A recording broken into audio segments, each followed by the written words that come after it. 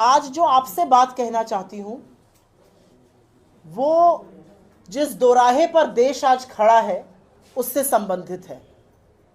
एक ऐसी trade deal Hindustan ने अमेरिका के साथ साइन करी, और क्यों साइन करी उस पर अब सवाल उठ रहे हैं। एक ऐसी ट्रेड डील साइन करी गई जिस पर हम पर 18% टैरिफ लगेगा और उसकी खुशी मनाई जा रही है। हम पर 3% से कम टैरिफ लगता था, 6 गुना टैरिफ बढ़ने का खुशी मनाई जा रही है, माला पहनाई जा रही है। हमने क्या क्या इसमें मान लिया? हमने पहली चीज मानी कि हम अमेरिका की तमाम चीजों पर टैरिफ 0% कर देंगे, जो 100% तक लगता था। हमने माना कि हम 5 साल में अमेरिका से $500 बिलियन का सामान खरीदेंगे, मतलब $100 बिलियन का हर साल खरीदेंगे। हमारा और अमेरिका का जो ट्रेड सरप्लस है, हम उनको ज्यादा बेचते हैं, उनसे खरीदते कम है, तो हमारा ट्रेड सरप्लस है। चीन से हमारा $116 बिलियन का ट्रेड डेफिसिट है, उनको बेचते कम है, खरीदते ज्यादा है।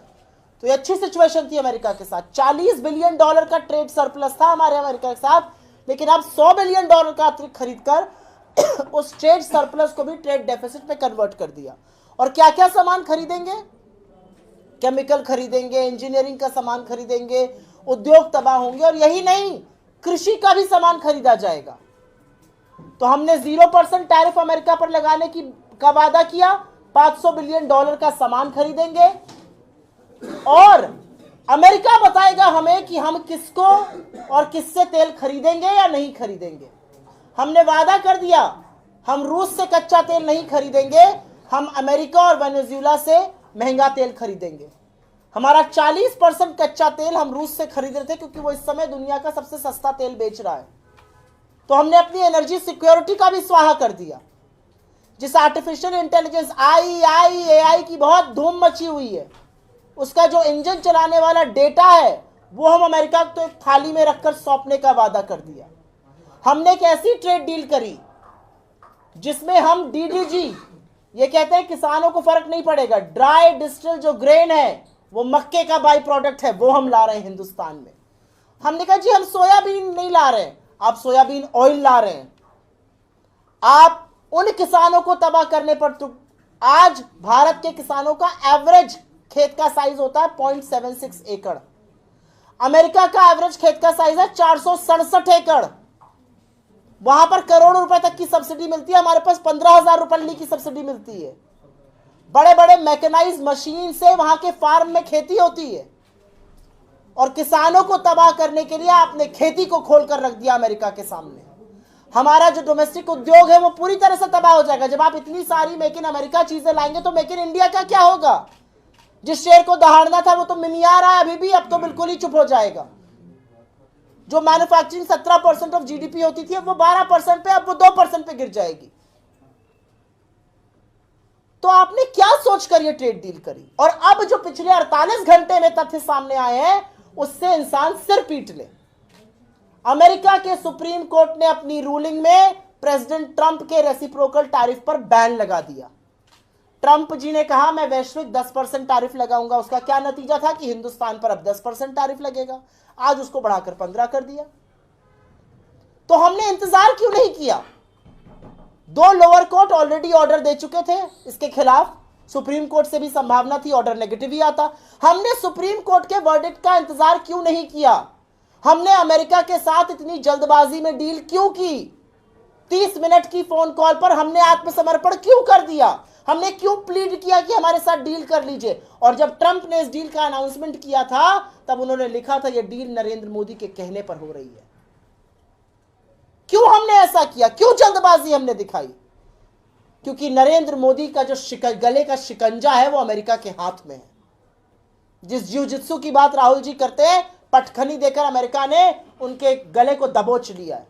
और पहली बात जो दबोचा है वो एप्स्टीन फाइल में नरेंद्र मोदी जी का नाम आना है, उनके मंत्रियों का नाम है जो लगातार एप्स्टीन जैसे दरिंदे से संपर्क में थे। एक ऐसा व्यक्ति जो 2008 में कन्विक्ट हो चुका था, जेल काट चुका था, यौन शोषण, छोटी बच्चियों के साथ बलात्कार करने के लिए। He was a convicted pedophile, a convicted sex trafficker। ऐसे व्यक्ति के साथ नरेंद्र मोदी और उनके मंत्री बात कर रहे थे।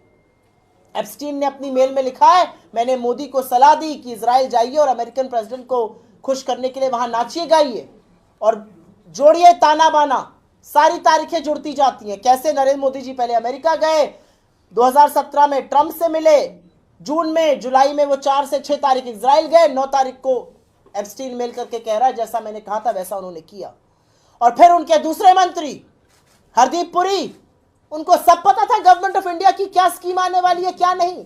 वो लगातार एप्स्टीन से चर्चा कर रहे थे, कॉफी पीना चाहते थे, उनको बुक गिफ्ट कर रहे थे, उनके साथ मीटिंग कर रहे थे, 14-14, 15-15 बार उनके घर गए। और मैं आप लोगों से पूछना चाहती हूँ, आपके घर पे बहनें होंगी, बेटियां होंगी, माँ होंगी, पत्नी होंगी, ये एग्जॉटिक आइलैंड क्या होता है?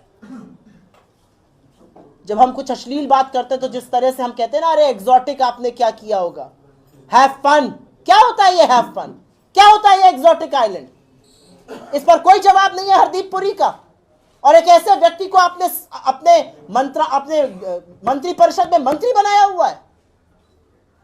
एप्स्टीन से डरकर घबराकर आपने भारत के हितों का सौदा किया, आत्मसमर्पण किया। और जो रही सही कसर थी, जो राजा की जान एक तोते में, और तोते का नाम है गौतम अडानी, और गौतम अडानी पर जो शिकंजा कस रहा था, कानूनी शिकंजा, और जिस तरह से वो कसता जा रहा है क्रिमिनल केस में, आपने देश के सम्मान के साथ, देश की सॉवरेनिटी के साथ, देश के अर्थव्यवस्था के साथ, हमारे लघु मध्यम उद्योगों के साथ, हमारे बड़े उद्योगों के साथ, हमारे लोगों के भविष्य के साथ, हमारी आर्टिफिशियल इंटेलिजेंस के साथ, हमारे डेटा के साथ, हमारे किसानों के साथ जिस तरह का समझौता आपने किया है, वो आपने अमेरिका के दबाव में आकर किया है। आज अमेरिका की हैसियत है कि वो खड़ा होकर हमें कह रहा है कि रूस से तेल नहीं खरीदोगे और इस पर हम निगरानी रखेंगे, हम एक कमेटी बनाएंगे और वो कमेटी हमें बताएगी कि अगर आपने तेल खरीदा तो हम आप पर वापस टैरिफ लगाएंगे।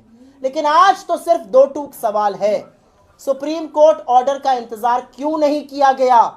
क्यों जल्दबाजी दिखाई गई? ऐसी क्या जरूरत थी आत्मसमर्पण की? ये सारी बातें जो हैं राहुल गांधी जी ने सदन से लेकर सड़कों तक उठाई है। अब कांग्रेस पार्टी ने बीड़ा उठा लिया है। हम किसानों की बात, देश के युवाओं की बात, निवेश की बात, अपने उद्योगों की बात हर नुक्कड़ हर कोने करने जा रहे हैं।